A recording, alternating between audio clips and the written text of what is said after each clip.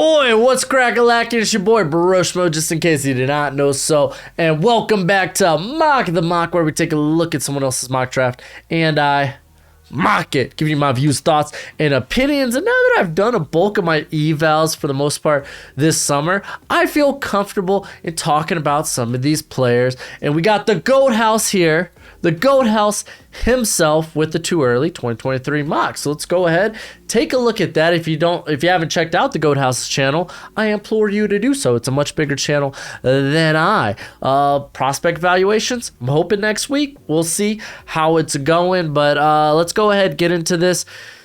He gives us 8 picks at a time. I believe he pulled this. Let's actually see where he pulled the draft order from. I think it was Vegas betting odds. I know this isn't the one he came up with, so don't give too much crap about the draft order. But let's talk about this because there's a lot to talk about here. First and foremost, Houston Texans going first overall. I think, listen, if you're picking first overall, Davis Mills, he probably looks at, he's probably a really good backup at this point. Let's go ahead and get our real quarterback of the future. I get it, Will Anderson, for a lot of people, is going to be prospect 1, but the quarterback value is just way better in this class than it was in 2022 with both Bryce Young and CJ Stroud. I know a lot of people really aren't sold on Stroud, but listen, the dude's got the elite tools, the arm talent. If he takes a big jump this year, similar to what we saw in the bowl game, then yeah, the dude's going to be a top 5 pick. So I don't know what to tell you. We're projecting guys at this point. But I would probably go with one of the two, Bryce Young or CJ Stroud, over the top player in the class being Will Anderson likely.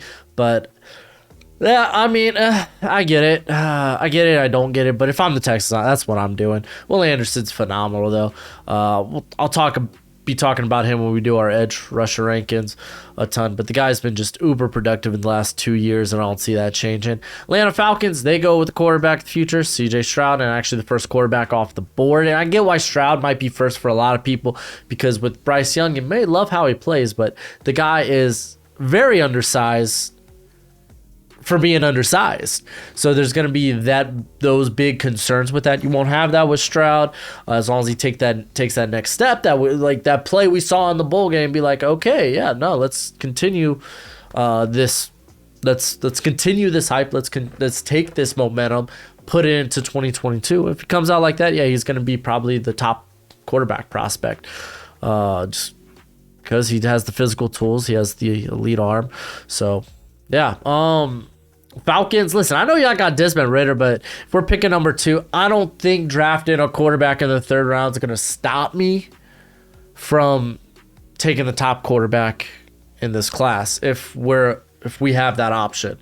Because if I'm the Falcons, it's like worst case scenario, you have 2 very good quarterbacks on the roster. I guess that's not the worst case scenario. They both bust. That's the worst case scenario. But best case scenario, they're both very good, and now you have trade bait. Because keep in mind, when you draft quarterbacks, their value doesn't diminish as much as it does for other positions. So with maybe a Desmond Ridder, you're going to get something solid back if he shows that he's more capable than what a third round pick. So I like that. Jalen Carter going to the Jets. Because listen, I expect the top 2 quarterbacks to be off at this point with Stroud and Young, and at that point, it's like the other quarterbacks, they're a bit bigger projections, so I don't know if I'm touching them inside the top 5. So I get going Jalen Carter. He's another guy's top 5 prospect. He was my favorite player on that Georgia defense last year. I was singing the praises of, hey, Jalen Carter is the best. Hey, Jalen Carter, I can't wait till 2023. Jalen Carter. That was me last year. So, yeah, adding him to the Jets, that seems like something Robert Saleh would do. He loves jam-packing the defensive front with just stars. So, yeah, go for that. Bryce Young going to the Seahawks. He makes it to 4. Yeah, I think that's a no-brainer pick. They didn't invest in a quarterback this past draft, and I say this offseason, I don't think Drew Lock counts. So yeah, no, I like that. Will Levis being the third quarterback off the board going to the Panthers. I'll give you, this is my take on Will Levis. He is Kenny Pickett with better arm talent, or at least with a stronger arm. Yeah, some people viewed Kenny Pickett as like the top quarterback in the draft, a guy that you'd be willing to like draft in the second half of the first round. I just didn't see a big ceiling on the guy. I thought there were some real concerns when it came to like arm strength and hand size, and I had him as, I think he was like prospect 51 for me, or 50, one of those two, but I think Will Levis, he's going to be a little higher for me, but I don't know. I don't know about the first round hype for Will Levis just yet. Keep in mind, this is a guy that's going to be like 24 at the beginning of his rookie year, so there's some concerns there with that. But I understand. I don't know. Keep in mind, Goathouse, I put out this mock draft before I think they acquired Baker. Not to say Baker's going to stop you from drafting a quarterback, but I don't know. Michael Mayer going to the Jags at 6. I simply don't think Mayer's a top 10 tight end. He's not this crazy tight end prospect. The guy's exceptionally solid, and he's a constant chain mover. He's a menace to take down. He's a very good blocker. He can run all the tight end routes. Like, the dude's exceptionally good. He is a first rounder. I just don't think he's top 10. I don't think he's in the category of generational like a Kyle Pitts was. So that's my take on it. And plus, Jags, when do they ever like value the tight end position? Not ever. At least they haven't. Though they might more so in this new scheme that kind of like they like typically pretty athletic tight ends. Not to say Mayer's not athletic. Just in comparison to this class, there's a few other guys that I'd probably target and probably get better value than 6th overall for Mayer. But Mayer's very good. He is a first rounder, so don't take that as a negative. Peter Skoronski as OT1 in this class going to the Bears. Bears got Larry Borum. They have Tevin Jenkins. If that works out, then so be it. I'm probably taking the best receiver on the board here, and I think there's a couple of candidates for that in this class. I know that they just got N'Keal Harry, but that ain't stopping me. I like Skoronski a bit. There's going to be concerns about his arm length, though we've seen guys like Rashawn Slater, Penny Sewell, Jonah Williams be very successful in the NFL with sub 33-inch arms. But he's also a guy that's capable of playing literally any spot on the offensive line, so maybe that versatility, people will be like, maybe I'd rather that on my offensive line. But there are a couple of tackle prospects with better upside, I would say, than Skoronski. But the guy's set. He's probably top 15, top 20, easy. I just think there's maybe a couple other guys I'd project a bit higher. Tyler Van Dyke going to the Detroit Lions. I like the fit. Van Dyke, I don't know if he exactly has like that like precision with his arm. Like, the dude could sling the ball and he could throw at a variety of different speeds. Former pitcher, by the way.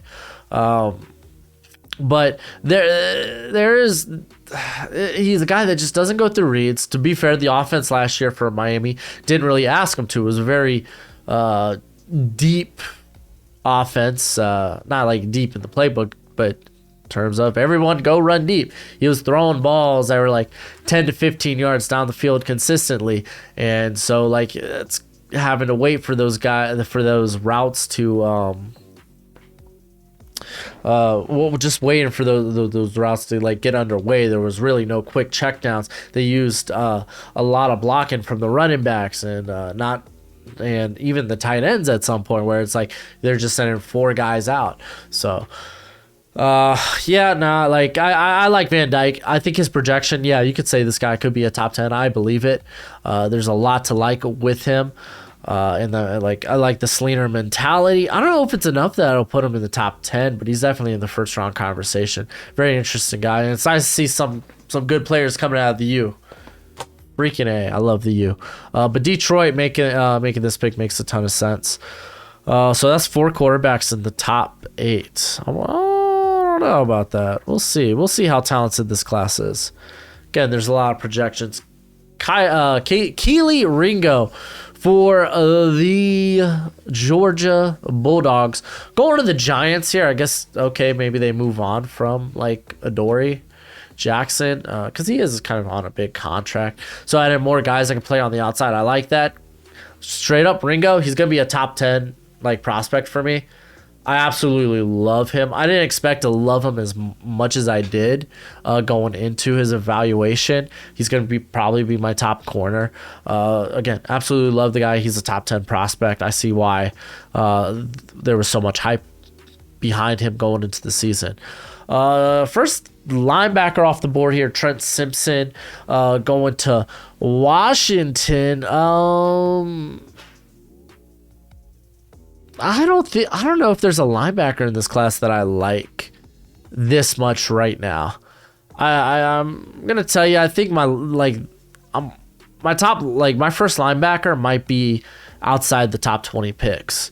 Like Simpson's typically my cup of tea when it comes to linebackers, kind of looking like in that Isaiah Simmons mold coming out, or that JOK mold, but I do have some concerns with Simpson. At least I don't like that projection when it when you top 10. It's like, I think you gotta be something special at linebacker, like a Micah Parsons, where, like, you knew this guy could be an elite edge rusher in some regards as well, not just a linebacker you could play in off coverage. So, like, I don't think Simpson's that. Like, he's more of a he's not going to win like Micah Parsons off the edge. I'll just say that. He doesn't have the body type to. He's got good length, though. I'm trying to remember if tackles were a problem for him. I don't have my my actual evals out in front of me, but I'll just say there's not a linebacker here I think I'm willing to take in the top 20 just yet. It's my opinion. Brian Breesy. I didn't. Oh, see, this is the problem with my not having my evals up. I have how to pronounce these names. But the D lineman out of Clemson, he's probably a top 15 guy. Like, I think the only thing that really brought him down for me is we didn't get to see a lot of him because of injury last year.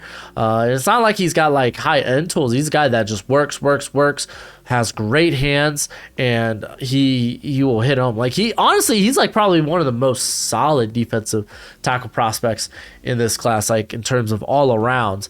Like, he's gonna be a good run stuffer. He's gonna be a good pass rusher, a guy that can push the pocket. But this is about the range for him. And after Tuitt retired, like, bringing in him makes sense. Too early for running back for me. I love Bijan as well, though. Bijan's my guy. There's also, fun fact, I have 2 running backs with first round grades in this class. This is a very good running back class. And as much as I love Bijan, this still feels a bit high, but the guy has the body type and has been used on the outside and in the slot in some capacities there at Texas. So it's like he brings a bit more than just, hey, me good running back. So I love Bijan a lot. I still feel like this is too high. But that kind of makes sense for the Eagles because they are, like, if they're not going to go quarterback, if they're content with Jalen Hurts, then this is a team that wants to run the ball and wants to do it effectively, and Robinson will help you do that. JSN, Jackson Smith-Njigba being the first wide receiver off the board. I think there's a couple of other receivers I prefer, but I get it with Smith and Njigba. Like, this dude is probably an elite slot player. And we've seen what elite slot players can do in the NFL, a la Cooper Kupp. So, hey, I think the dude's probably going to be top 15. I just don't think he'll be my top wide receiver. Matter of fact, the guy that comes later here, Gibbs Boutte, is a guy I'm absolutely in love with. Eli Ricks, the next corner off the board. There's going to be character concerns. There's going to be concern about his overall speed, but I think him going to Alabama is a good fit. He's a pretty good technician in press, so I don't know. We'll see.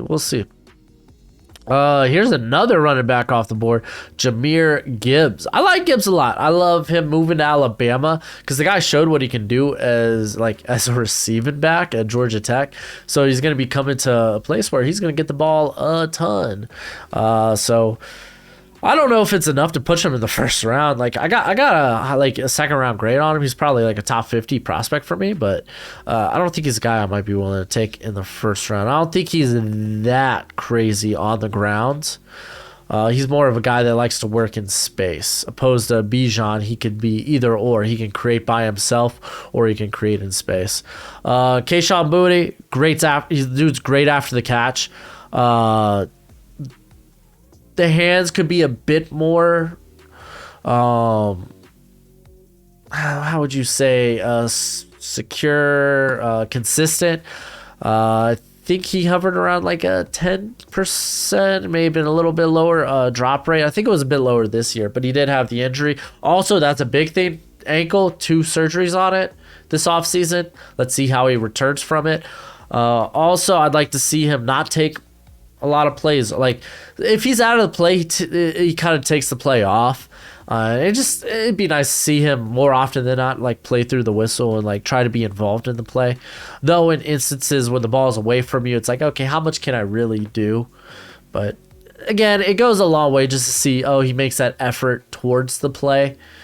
But kind of nitpicking at that point. But the guy's wonderful after the catch, electric. And that would be a good get for the Vikings, dude. They must love them LSU wide receivers. I don't blame them after Justin Jefferson. All right, on to the next bit of guys here. We got Paris Johnson, a guy that's going to be vying for my top tackle spot. He actually moves out to tackle for the first time, I believe, in his career, playing guard. But the guy shows you everything you want to see to be a top tackle. And straight up, what makes him better is he is probably one of the best people. Like, honestly, great character, has started his own foundation for disadvantaged athletes and military vets. So, like, the guy's got a heart of gold, and a guy you just want to root for. So yeah, added him. I don't know. I wouldn't list him as an O-lineman. He's an offensive tackle, but yeah, no. I guess if they move on from a Titus Howard, or a Laramie Tunzel, though I doubt it'll be Tunzel, it'll be Howard that they move on from, then Johnson would be great. The Titans go with Tyree Wilson, and honestly, I'm gonna be straight up with you. I haven't watched him. I don't know much about the guy. I know he was high on Mel Kiper's list, but he is one of the guys that I have listed to go and watch, and I'm hoping to do so for my edge rankings because I have seen a couple of people rate him pretty high. I think just took a look at his size, and I'm pretty sure he like has this like, he's like 270 or something, right? Or maybe I'm just speaking out of my butt. 6'6", 275. Yeah, so he's got an interesting build that lends it to be like, okay, maybe he's this base 4'3", or maybe even a 3'4" guy. So we'll see. Isaiah Foskey is a guy I like. I think he has all the tools, big upside, but also probably one of the safer floors. He's shown he's a very good run defender, run stuffer there at Notre Dame, and he has shown, like, hey, while he's not complete as a pass rusher, at least when it comes to his toolbox, like a guy that can win with just length and athleticism. So I'm a big fan of Foskey. I think him returning is going to make him a lot of money, and he's definitely going to be in this first round conversation. Jordan Battle is one of my favorite safeties in this class, and that was until I watched a couple of guys like Brian Branch, his teammate, I actually really like a little bit more. I'm a big fan of R.J. Moden out of Michigan. I think that cat has a chance to be the top safety on the board.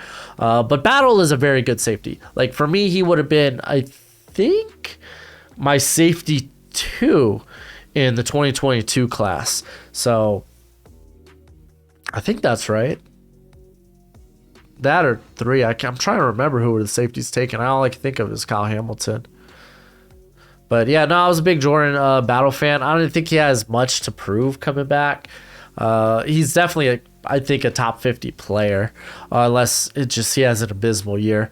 The Colts add speed with Jordan Addison. Jordan Addison is like Devontae Smith if you take away the physicality, because Jordan Addison's a guy that can be thrown off his routes by more physical defenders, and I'm kind of curious, can he consistently win on the outside by just being like quick and just showing some nice footwork, while like Devontae Smith was actually a guy that could like throw hands, play that boxing match, and get free. So Jordan Addison, I like him better at the back end of the first round. So this area. Dawan Jones, haven't watched yet. I just know the dude's a mountain. So like the bits and pieces I've seen from him, like I get why people like him, but I feel like he's gonna be an interior player with that size. But again, I gotta go back and watch him. It's kind of hard for me to comment on the guy in good faith without actually watching him. By the way, if you're watching this video right now, I actually recorded this yesterday, and as of right now, I'm making my Saints deep dive video public. So look at that, we're breaking the fourth wall. So now I just gotta tweet that out. I think I got an Amazon package now too. Yep, I definitely got an Amazon package. That's why my dogs are going crazy at the door. So you know what, let's make this a spot for a nice advertisement. By the way, become a bro and subscribe. Leave this video a thumbs up if you enjoy the content. As always, let me know what you think in the comment section below. Let's have that nice, beautiful football discourse. And the popular thing now to do on YouTube, if you really support the channel, is to share the video. So go ahead and do that. Let's go ahead, get back to the nitty gritty. Another thing with the Bengals, hey, dude, keep adding offensive line depth. Hey, I'm cool with that. Going to the Ravens. This is kind of an interesting player for the Ravens. Andre Carter. I'm not like 100% in as some people are. I know people love like just the build, the length, the quicks, but there's still a lot of things raw about his game. And I don't think he's the most like fluid athlete either. I don't think he's the most bendiest guy. It's kind of hard to be at that height. And it's kind of hard telling based on the competition, to be fair. Reckon the competition. But no, he's definitely interesting guy for me, fringe first rounder. Again, I get why people love him, but I'm not like all the way in on him just yet, like I am with my boy Myles Murphy. Gojo, you're literally covering my face, bud. All right, enough Gojo. But I love Myles Murphy. To me, top 5 prospect, top 10 prospect in this class. Guy wins with just physicality. He's got the physical frame and tools. Good athlete. Like, I like this cat a lot. Not asked too much to play on the outside a ton, as like, again, Clemson, one of those teams with those like 3-man fronts. They run like a lot of sub packages, so he's often like in like over top the tackle or inside the tackle. It doesn't mean he can't win that way, because he has. We've seen it. Like, I love Myles Murphy. That's my dude. If Dallas picks him up, good on y'all, Dallas. All right, let's see what he's got for the final bit here. We see Noah Sewell. Big fan of Noah Sewell. The guy's built like a freight train. Hits like a brick through a car windshield. Biggest question for me and probably a lot of other people, coverage prowess. Can he be at least a bit more reliable? And though he wasn't bad last year in coverage, like I don't think he was that detrimental.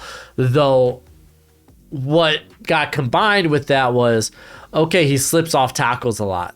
Like, he needs to be more sure tackler. A lot of times he's looking for the kill.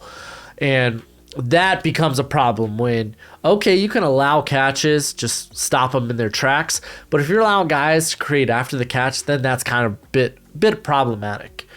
But yeah, Seahawks grabbing him. It's interesting. Miami Dolphins, Nolan Smith. I like Nolan Smith. Guy I think needs to put on weight. Very quick. quick get off, good length, and dude's a former 5-star recruit. I think he was like a top 20 recruit. But yeah, man, big thing is like it's gonna be hard to have a consistent role on the field in the NFL at like 235, or at least as a pass rusher. Josh Downs, I like Downs. I'm not as sold on Downs as probably a lot of other people might be. I see him maybe as a slot only prospect and a guy that really really gets just thrown to on deep passes, screens, really using the RPO game. He's not a guy like who was it? Dotson last year? It's been a few months, and I already forgot the Penn State receiver. Thank you. Jahan Dotson, there we go. Jahan Dotson's a guy that I have no problems or no worries of him winning on the outside. He's a very good route runner. I don't think that's what Downs. I don't think he's a similar prospect in that regard. So I'm gonna be a little bit downer on him. Downer on Downs. Quentin Johnson, however, I love this cat. A consistent, like, he'll go up, get it, strong hands. Much like better than you would expect for a bigger receiver after the catch. Like, really creates after the catch. A lot of forced missed tackles. If he had better quarterback play, his numbers would be much better than they are. But I'm a huge Quentin Johnson fan. He's going to be like probably a top 20 guy for me. Joey Porter Jr., the corner out of Penn State. Going to Detroit there, they just keep adding corners. Goodness gracious. I like Porter. I don't like him this much where he's in the first round. I like him. Also, another one of those guys that's just like character is just very high character individual. Been a press man guy. Like I think there's some things he could improve upon if he wants to get in that first round conversation. For me, he's not there yet. And we could talk about Will McDonald. For me, not there yet. He's going to be 24 years old at the beginning of his rookie year. And while he's had a very good collegiate career, I still think there are a little bit of concerns when it comes to his game. Something I'll probably touch up on in my edge videos. Going to the Chiefs, though. Like, it'd be nice to see him play a little bit more outside because, again, he's in the Big 12 playing in these three-man fronts. Emil Ikador, I think I butchered that. Fun fact, his dad played for the Falcons for a small bit. But a lot of people are really high on this cat. I see him as maybe a mid to late day 2 guy right now. Like, he's got the ideal build. He's very sturdy, strong, better athlete than you expect. But there are a lot of blemishes in his game. Like, he got worked by quicker interior players all throughout the year.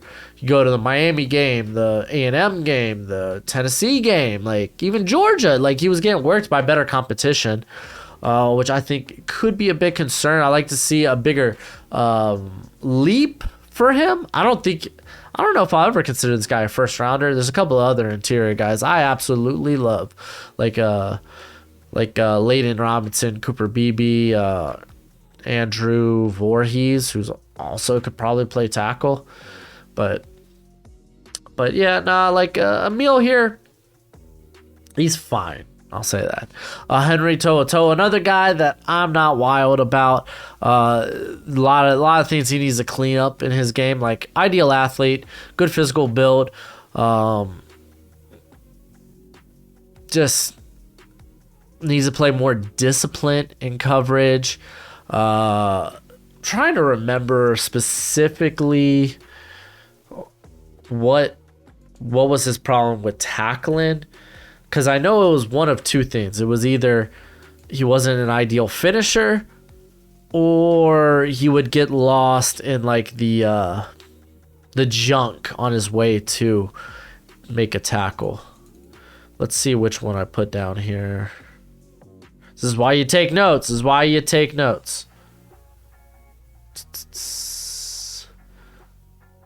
Nope, yeah, inconsistent finisher. 15% missed tackle rate. All right. Okay, because you know what? Christian Harris was a guy that sometimes gets lost in the traffic last year. Like, he does a good job. He did a good job of tracking down guys, but he would get often like lost among blockers or get lost in traffic. That's just kind of the best way to put it. But Toto, he's got the upside and build to be in this first round conversation. So he's got Sewell, Toa, and Simpson as the top linebackers. I don't think that's wrong either. But we'll talk linebackers when we get to linebackers. This class is a lot of questions about this class. It's not like last year's, where I would say maybe the top players in this linebacker class are maybe a bit better, but I don't see, it's not nearly as girthy as last year's class. You don't do a second round, do you? That would be wild. No, he doesn't. Okay. But hey, check out the Goathouse channel, man. I love watching this channel. It's fun. And if you haven't already, go ahead and show this channel a little love. Let me know what you think in the comment section below. A couple of the guys that I didn't touch up on because I hadn't watched. Hey, they're on the list. I'll tell you that. I like looking for guys that are like, this is why I look at other mock drafts, and I implore you to do so as well.